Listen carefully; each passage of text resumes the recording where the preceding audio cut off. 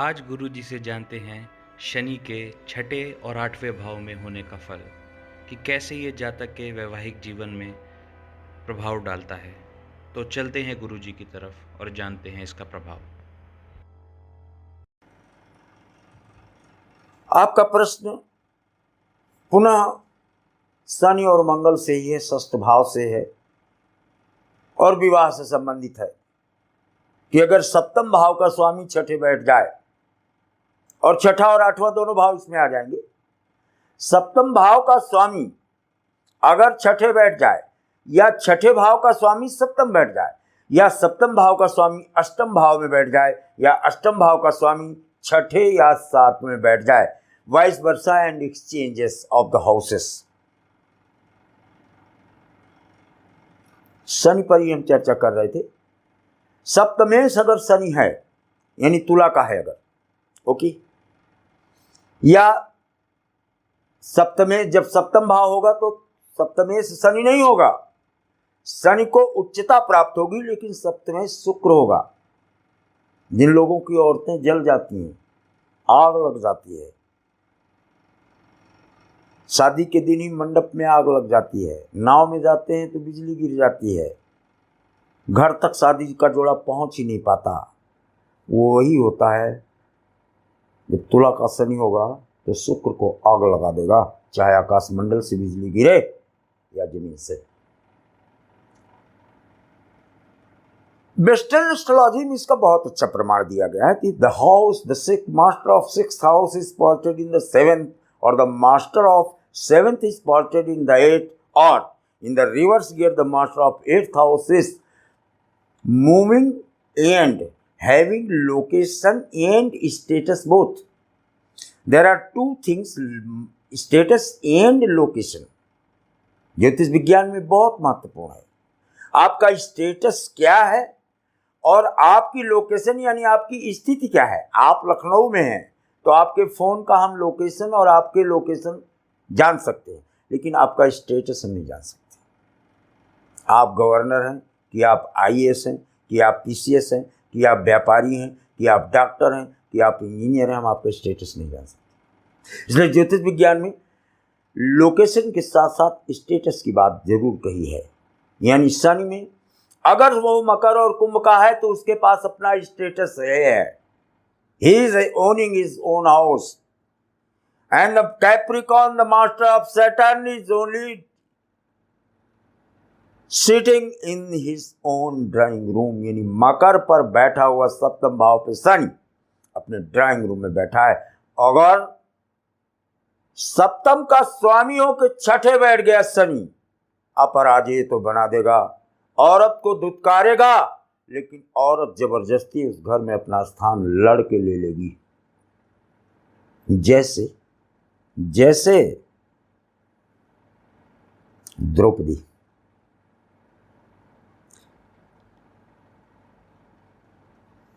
प्रादुर्भाव अग्निरूपस्य राजा द्रुपदोस्ततः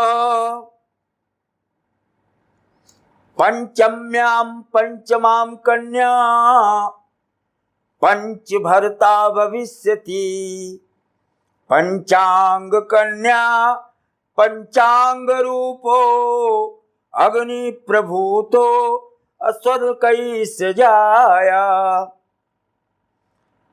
प्रदीप्त अमरत्व प्रभास्वरूपम पंचेण कांता तु भरता प्रमाणम। कैसे जीता गया उसको? The master of seventh house posited in the sixth house of Dhananjay, Arjun, सब्यसाची, फाल्गुनी, ये अर्जुन के नाम है। छठ सप्तम भाव का स्वामी छठे बैठा था, कोई वीर अर्जुन को पराजित नहीं कर पाया। जीत कर वो लाया और 5 भाइयों में विवाहित हुई। लेकिन मैंने क्या एक कहा ना, प्रभाश्च छाया, अग्नि की प्रभा की छाया से समुत्पन्न द्रौपदी आज का आज की नारी, आज की कन्या, आज का पुरुष, कलयुग का, वो ये सोच ले कि एक ही औरत 5 को ब्याही हुई है। नहीं, हर पति के पास मिलने के जाने के पहले वो नया रूप धारण करती थी। आप कहेंगे ये कैसा? तो हनुमान चालीसा पढ़ते हो ना, आज वो विद्या लुप्त नहीं है। रावण संहिता में इसके प्रमाण हैं कि आप रूप कैसे बदल सकते हैं, मच्छर कैसे बन सकते हैं, मेढक कैसे बन सकते हैं, आप इस शरीर को छोड़कर आकाशमंडल में विचरण कैसे कर सकते हैं, अग्नि में प्रवेश करके कैसे कर सकते हैं। ये सब विद्याएं हैं, इनको ब्रह्म विज्ञान के अधीन रखा गया है। सुसुप्त अवस्था में what you say the dormant stage, neither active nor disactive but in the dormant stage. जैसे हनुमान कनक भूधराकार शरीरा, और कनक भूधराकार शरीरा, भूधरा पृथ्वी के बराबर का रूप, इतना बड़ा रूप हनुमान ने बनाया।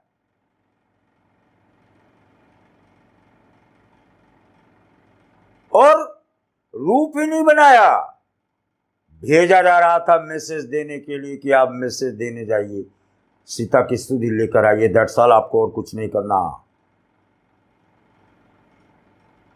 और राम रो रहा है सप्तम भाव सीता के लिए। राम का चतुर्थ भाव में तुला का शनि है, सप्तम भाव तो हुआ ना वो चतुर्थ।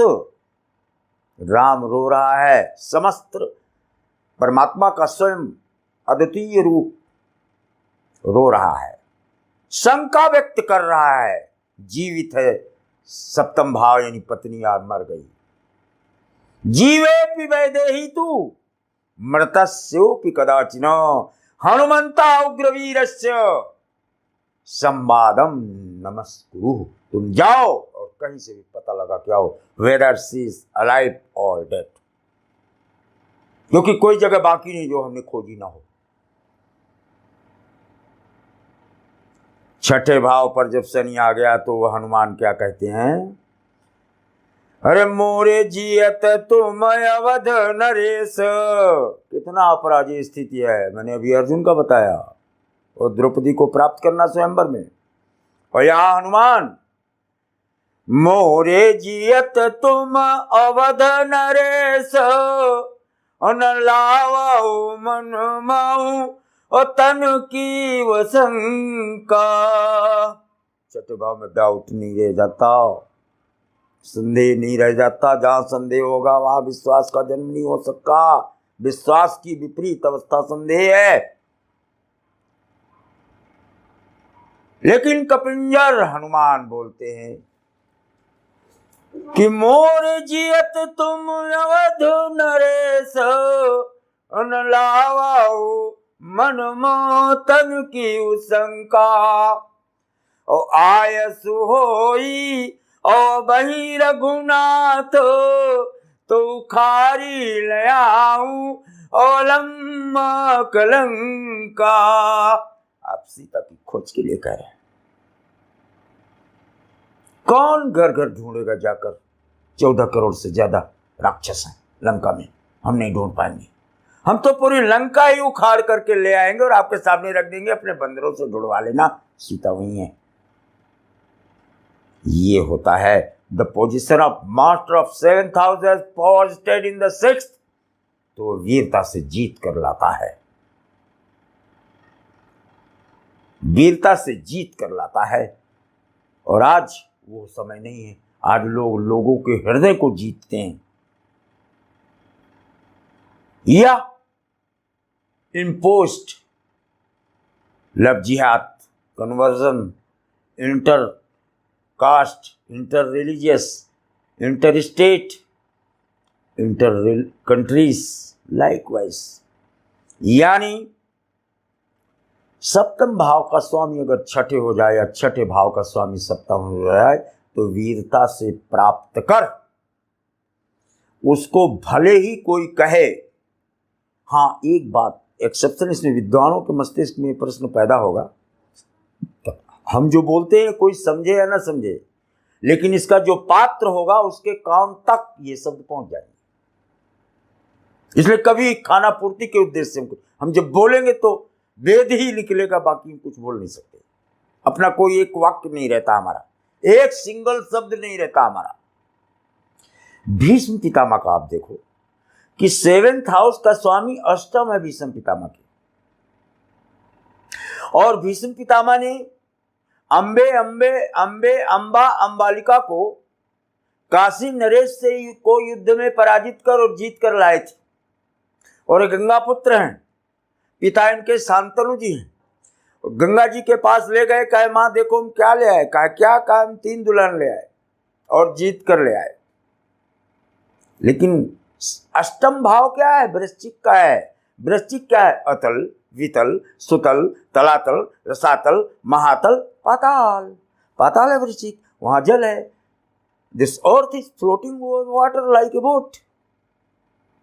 तो उसमें जल होने के कारण गंगा स्वयं माता है, और भीष्म पितामह को कहती कि 3 ले आया का है। हाँ, चंद्रमा मनसो जाता, चंद्रमा को मन कहा गया, चंद्रमा को जल कहा गया, चंद्रमा को लक्ष्मी कहा गया, चंद्रमा को माता कहा गया।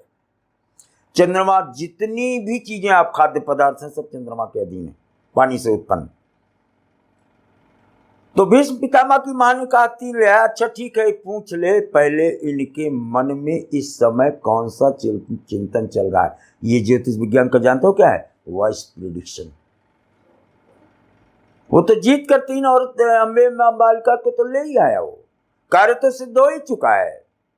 लेकिन गंगा ने कहा नहीं, पहले इस समय what is which thought is emerging out of their mind, all the 3। इस समय उनके मस्तिष्क में कौन सा विचार आ रहा है, ये जाकर पूछ लो पितामह। भीष्म, देवदत्त नाम था भीष्म, तो लोगों ने देवदत्त जाओ पूछो। अंबे से पूछा कि क्या सोच रही हो देवी? तो काशी नरेश के विषय में सोच रहे हैं। तो आप दूसरी अंबालिका, आप क्या सोच रही हो? काशी नरेश के विषय में सोच रहे हैं। क्या सोच रहे हैं? कैसे ये धुआं, कैसे हम यहाँ आ गए। अंबा आप बताओ, आप क्या सोच? काशी नरेश की युद्ध का। जा करके देवदत्त ने जब बोला माँ गंगा से कि माता वो तो कह रहे हैं हम काशी नरेश का चिंतन कर रहे हैं, कहा इनको तीनों को वापस कराओ काशी नरेश के पास।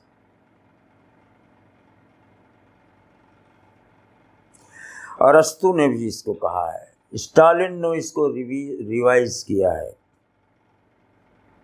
व्यक्ति जो सोचता है वही करता है और वही बन जाता है। ये बहुत बड़ी बात है। व्यक्ति जो सोचता है वही करता है और वही बन जाता है। सीता के लिए दर दर, सप्तम भाव पर ही हम बात कर रहे हैं, सीता के लिए दर दर रोने वाला, भटकने वाला राम सुग्रीव से कहता है, सुन सुग्रीव मैं मारी हूं। ये सोच रहा है, सुन सुग्रीव मैं मारी हूं और बाली एक ही बान।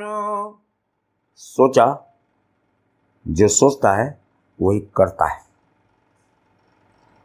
दोनों चीज जुड़ गई ना परमात्मा में, देखना। और होता है तो बाली तो अपराजेय था, वो तो आधा बल सबका ले लेता था। तो राम ने अगला वाक्य कहा कि सुन सुग्रीव मैं मारी हूं और बाली एक ही बाण, और ब्रह्म रुद्र शरणागत और गए न उभरी प्राण। ब्रह्म और रुद्र क्या है? छठा भाव ब्रह्मरंध्र से संबोधित किया गया है, नाभि। और अष्टम भाव रुद्र यानी मौत, मौत का देवता महादेव है।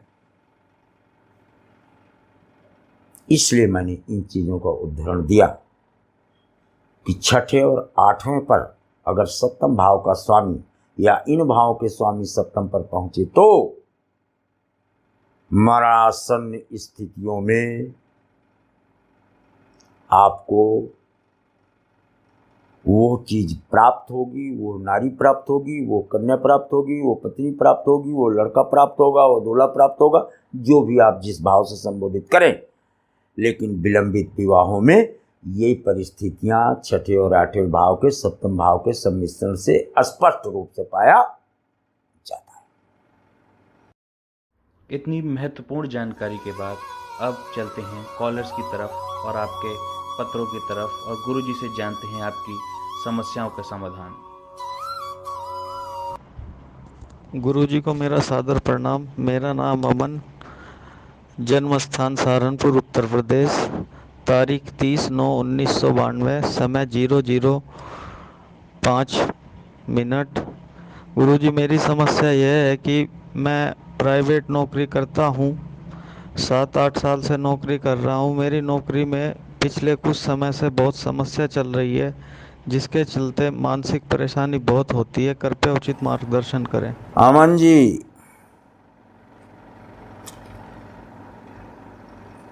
चंद्रमा शुक्र पंचम है। Aman ji, you must apply to foreign country and you will go to foreign for study और प्रोफेशन। गुरुजी प्रणाम। मैं तनवीर सिंह रूपनगर पंजाब से बात कर रहा हूँ। मेरी डेट ऑफ बर्थ 5 सितंबर 2000 है और मैं बिजनेस कर रहा हूँ। प्लीज़ कृपया कोई उपाय बताएं जिससे ये बेहतर चले। ये इतना नहीं चल रहा। तरणवीर जी, देखा आपका सिग्नेचर। व्यापार स्थल का आपने प्रश्न किया है और सप्तम भावस्थ बुध शुक्र। पत्नी के नाम पर आप व्यापार करें या 1-2 घंटे पत्नी बैठे अगर आपके व्यापार स्थल पर, तो अच्छा मार्ग प्रशस्त देखा जाता है। गुरुजी प्रणाम। मेरा वैवाहिक जीवन बिल्कुल अच्छा नहीं चल रहा है। मेरे जीवन में बहुत उथल पुथल मची हुई है। मेरे जीवन में बहुत ज़्यादा संघर्ष है। गुरुजी, मैं जानना चाहती हूँ कि मेरी सरकारी नौकरी कब तक लगेगी। मैं क्या उपाय करूँ जिससे मेरी शीघ्र सरकारी नौकरी लग जाए। कृपया मार्गदर्शन करें। रंजना जी, देख लिया आपका सिग्नेचर।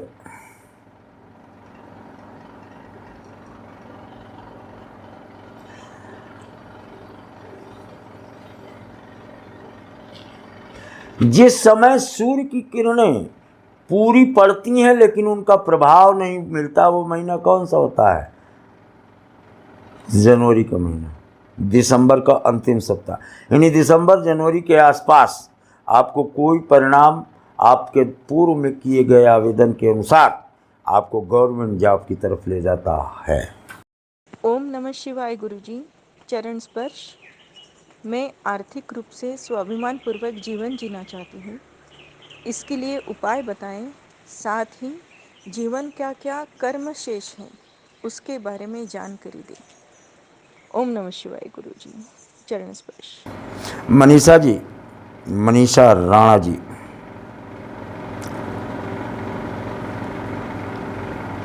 द्वादश बृहस्पति पर अभी मैंने बोला आपका भी वही है, ठीक है?